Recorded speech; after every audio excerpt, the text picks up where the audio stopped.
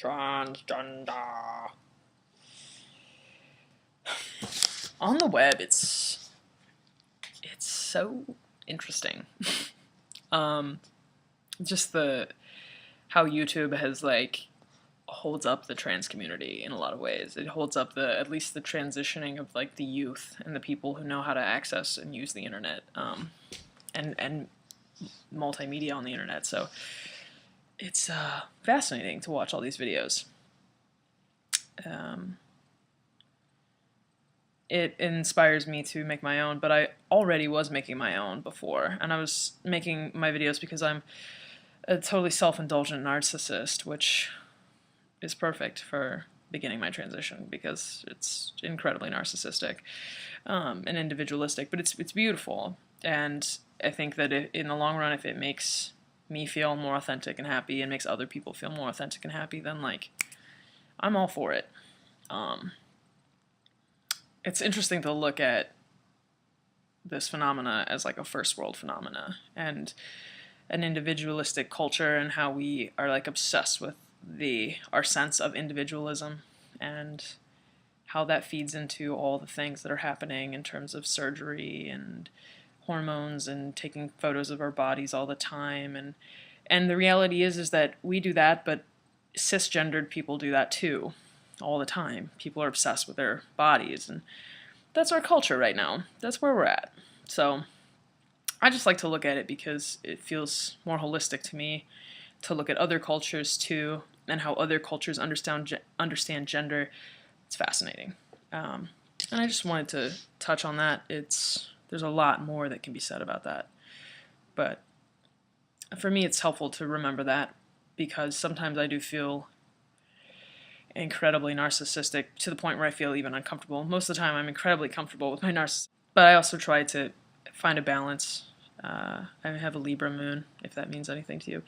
I try to find a balance and try to understand that although I'm being incredibly narcissistic, that being more myself and feeling happier in my own body is helpful for other people around me, is helpful for every person that I come into contact with, because I'll be at a higher vibration. So I've been struggling for the first, 22 years of my life. I think most people who understand themselves in their life as transgender struggle for a period of time really deeply. Even if it doesn't manifest into the physical world, we struggle because we don't see ourselves anywhere. We don't generally have people that we go, oh, that's us. And so that struggle allows us an opportunity to heal beyond what most privileged people have to heal beyond. Privileged, I mean, like if you're cisgendered, you don't necessarily have to go through this intense journey to find out things. You don't have to look at you don't have to look as hard. It's a privilege, but at the same time, being white is a privilege. Being middle class, there's a lot of different privileges. So I'm not just saying that trans people are better. That's no, not going into that politics, bad politics.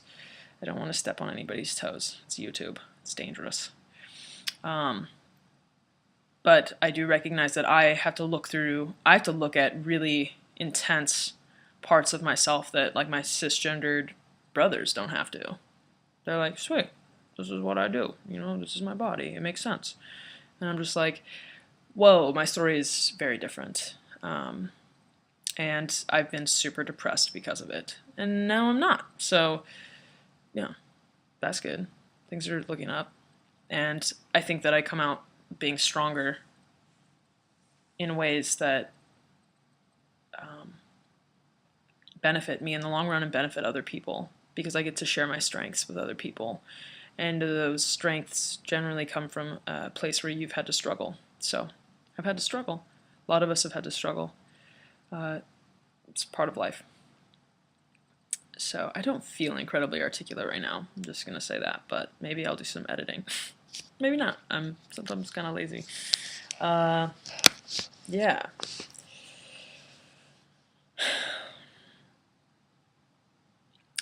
Three months.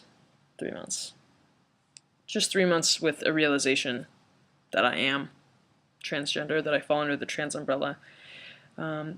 It's not a really long time to know, to have it come all the way up here. There's a lot of memories and dysphoria and stuff that's been happening for a long time, but the actual mental realization of it is really fresh. And so that makes it so that I don't really understand what's going on. I haven't been dealing with it for long enough time to have like clarity over the situation, to feel emotionally resolved or anything. It's the beginning of the journey. I'm really into like I love really good fiction novels and fantasy novels, and The Hobbit.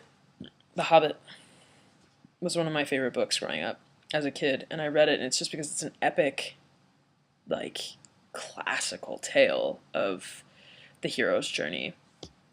And that's how I feel like my life is. My life is the hero's journey. There's all these archetypes that you can relate yourself to, and I feel like I'm at the beginning, and I don't know anything that's in the woods. I don't know any of I've barely come across the actual tests, like the girth of the tests that are coming up. What do we do now? Hold your breath. Hold my breath? What do you mean? Which is scary, but also really exciting, and that's how adventures are. You're just like, I don't really know. I'm leaving my safety zone, and I'm going to go out into this crazy world and see what happens. And that's what I'm doing. It feels really good. I'm also having a hard time emotionally, like, dealing with it. So it's all these contradictions, and that's also life. But I think it's a good thing. I know that for me, knowing I am trans is a continual process. It's not. It is a flashbulb moment. For me, it was a flashbulb moment, but that was the beginning of like a huge amount of processing that needed to happen.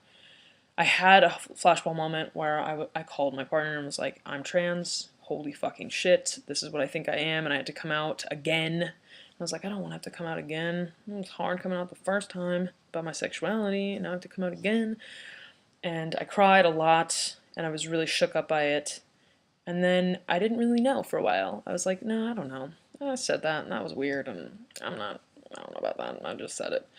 And then I just kept looking at it. Instead of running away from it, I just kept looking and feeling into it and being like, what is this? And researching. And every day that passes by, I know more and more.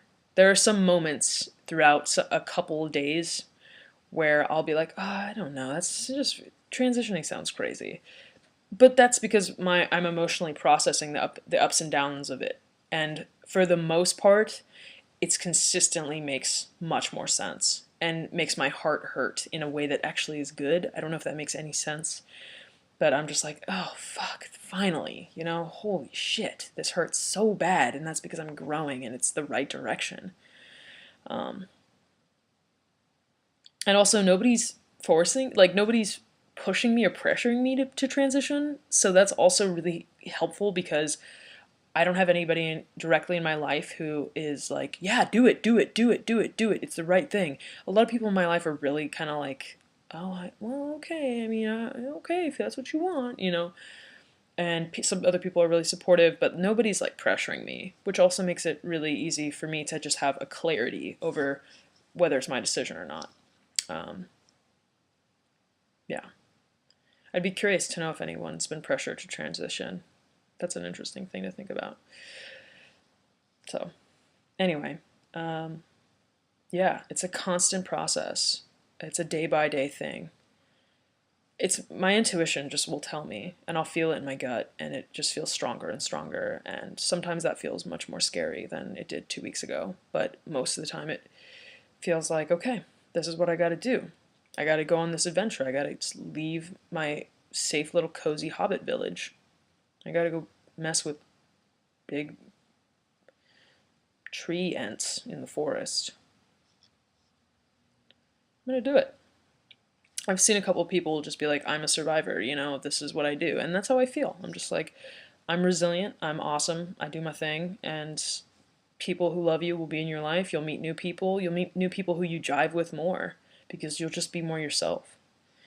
And a lot of it is just about like surrendering to you, surrendering to who you are, and being like, instead of fighting it and feeling out of control.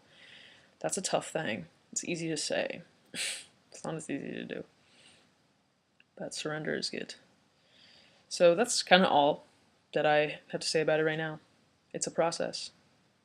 Stick with it. Stick with yourself. Keep staying in touch and touching in and writing and journaling and talking to yourself out loud, even if you feel crazy, and just try to get to know yourself. That's the answer.